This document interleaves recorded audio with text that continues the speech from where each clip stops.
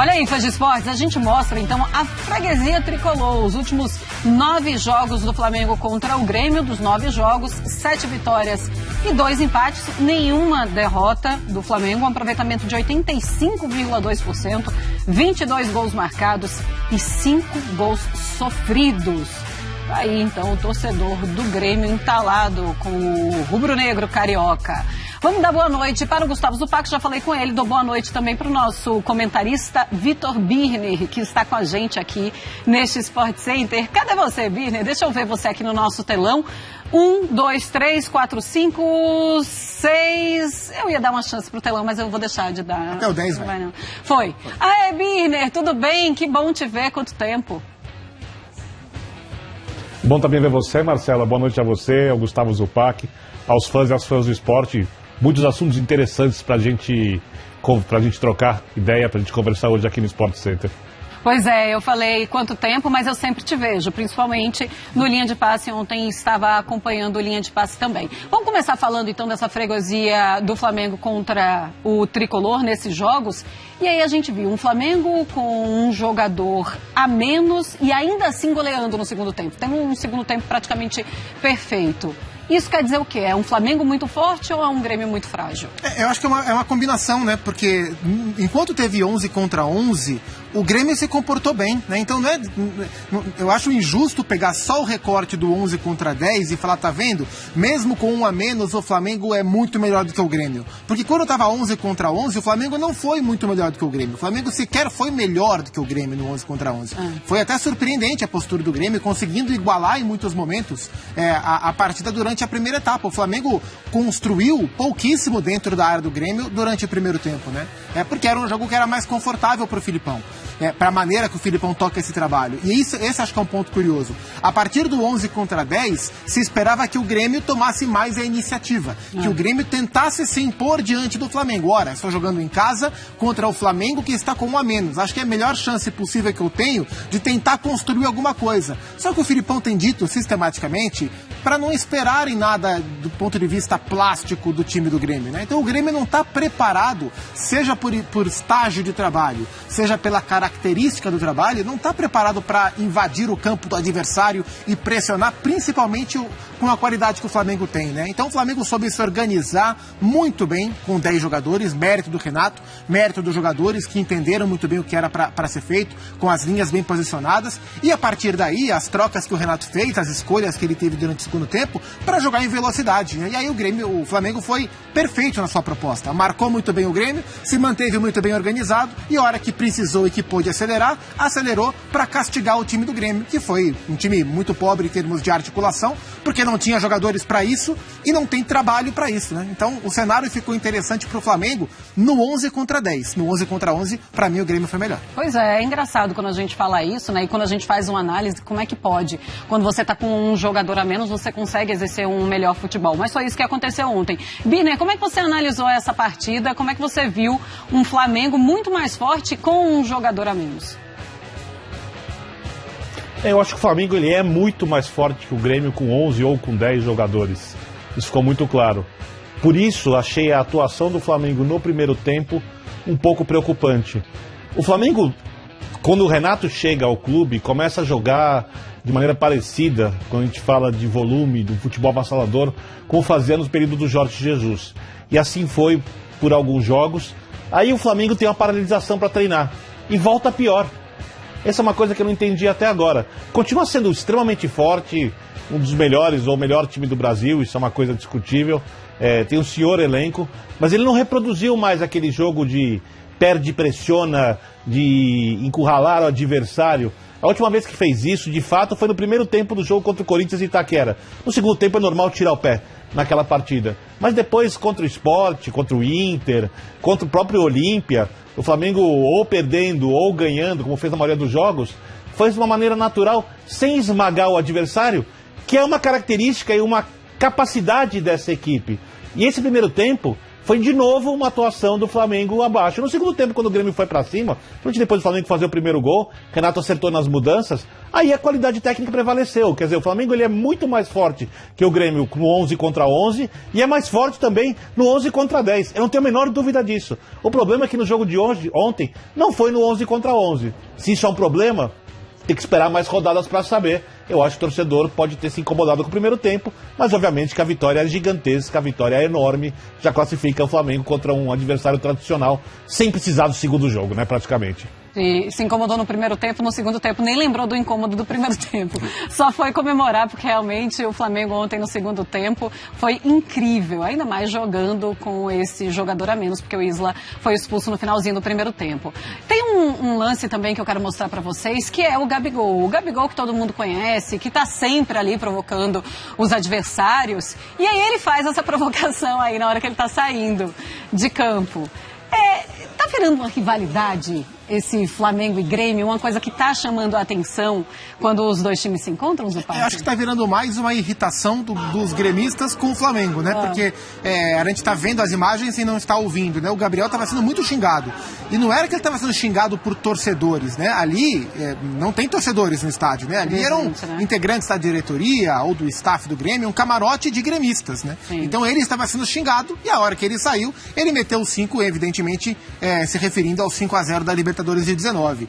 Eu não vejo motivo algum para criticar o Gabriel nesse sentido. Ele está sendo xingado, ele respondeu com uma provocação, ele não ofendeu ninguém, de fato o Flamengo fez 5 no Grêmio, de fato aquela atuação foi uma atuação histórica, onde o Gabriel teve uma atuação também espetacular, então é uma provocação e acho que é parte do jogo. O Gabriel, em vários momentos da carreira dele e na própria trajetória pelo Flamengo, ele cometeu alguns deslizes, se a gente pode chamar assim, passíveis de crítica, e a gente criticou. Nesse caso, pra mim, normal, quer fazer 5, quer fazer 3, o Cristiano Ronaldo outro dia fez 5 também, né? Acho que das 5 Champions, ou sei lá do que, e faz parte, é a provocação, e pra mim tá tudo bem.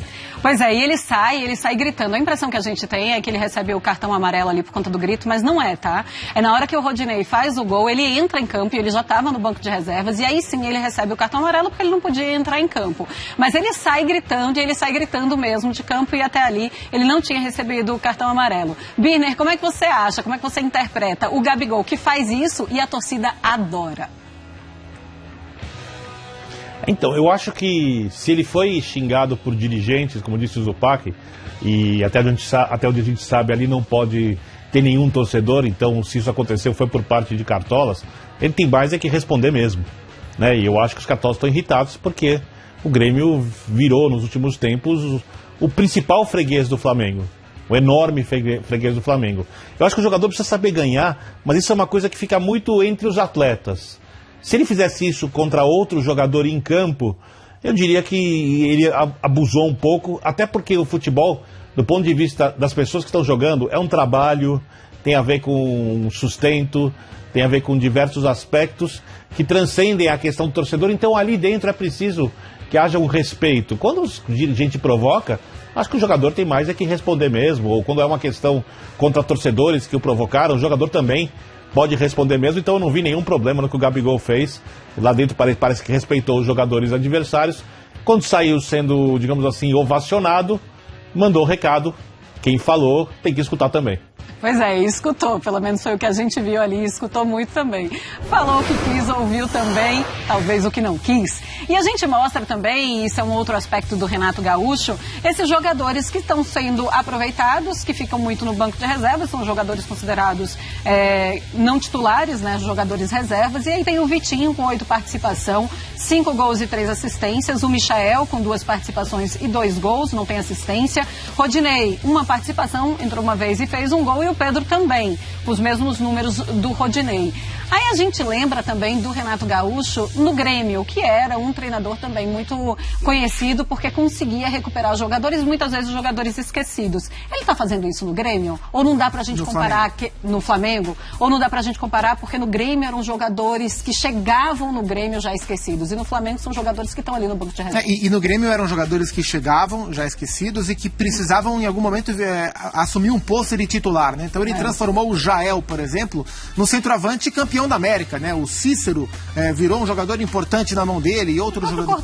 O próprio Cortez, excelente exemplo, lateral esquerdo, campeão da América também. No Flamengo já é um pouco diferente. Ele está tentando tornar essas peças mais úteis ao elenco para diminuir também a discussão da disparidade entre titulares e reservas do Flamengo. Em muitos casos essa discussão, claro que vai acontecer, mas acho que especialmente no setor ofensivo, quando a gente olha para o Vitinho e para o Michael, porque em torno desses dois jogadores, não só a questão técnica, mas o investimento feito para contratá-los tornava muito gritante, né, essa disparidade. O Flamengo pagou caro para tê-los, para que eles fossem opções prontas para entrar quando o time precisasse, o time titular, e eles não entregavam, e isso ficou muito, muito gritante nas primeiras temporadas de ambos, né? Então, nesse momento, existe essa evolução desses jogadores. Acho que parte muito da relação que o Renato tem com os atletas. Quando a gente fala que o Renato consegue fazer com que os homens de frente do Flamengo joguem mais soltos, joguem mais leves, né? O Everton, o Bruno, o Arrascaeta e o Gabriel, e consigam produzir melhor, esse efeito também tem nos jogadores que não estão em campo, né? Então ele consegue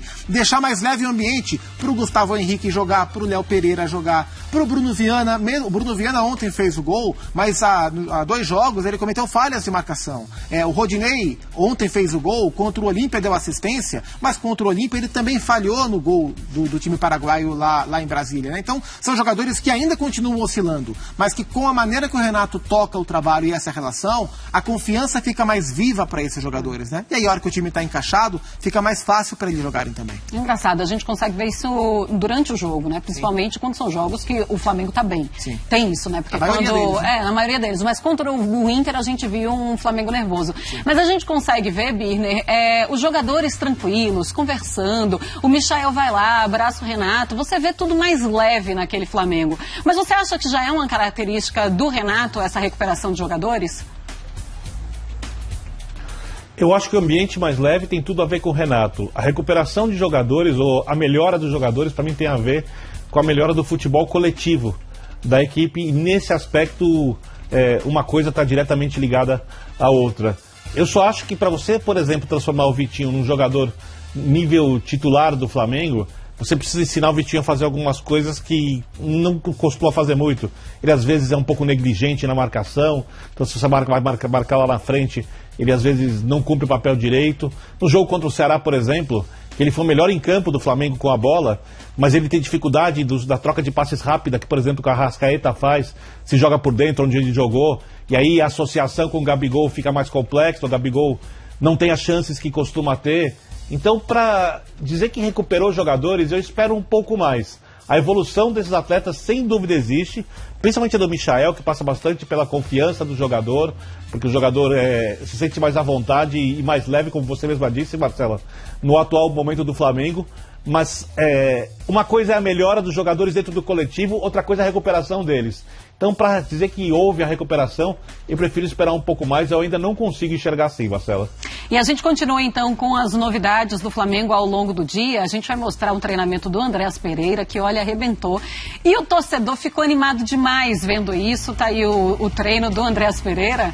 É para deixar já o torcedor, que já está animado ainda mais, hein, Gustavo Zupac? Ele vai aos poucos se entendendo, né? A qualidade técnica o Andréas tem, sempre teve. A questão nunca foi essa, sempre foi mais uma questão de intensidade do jogo, de competitividade mesmo, que ele não conseguiu apresentar na Europa. Aqui no Brasil, o nível, a exigência é menor, então talvez com o mesmo nível ele consiga, ou ele precise subir também o seu nível de competitividade até para jogar no Brasil, mas a qualidade técnica ele tem, né? É um jogador de nível técnico europeu, né? Então ele é um europeu, na verdade. Então ele chega para tentar encontrar seu espaço, e ontem, na função que ele quer jogar, ontem o Thiago Maia jogou melhor do que o Diego, por ali, né? Então o Renato vai ganhando opções para montar esse meio campo, se de fato ele for usar o Andréas como segundo volante. Pois é, a gente viu imagens aí da Flá TV, e aí teve alguns torcedores que falaram, mas são só imagens da Flá TV editadas. Sim, mas se ele naquele momento ele não tivesse feito um bom treino, também você não ia conseguir tirar essas imagens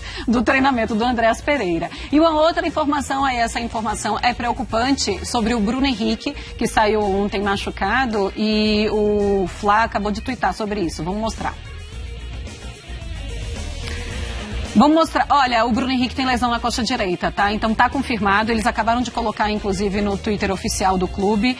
Ele realizou exame, constatou uma lesão na região posterior da coxa direita. Eles não falam sobre o tempo de recuperação do atleta, mas não deixa de ser um prejuízo, porque Bruno Henrique é um jogador muito, mas muito importante. A gente segue falando sobre a vitória do Flamengo em cima do Grêmio, mas agora a gente vai falar sobre a perspectiva.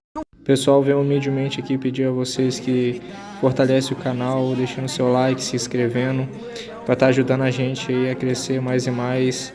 E é isso. Muito obrigado, bora pro vídeo.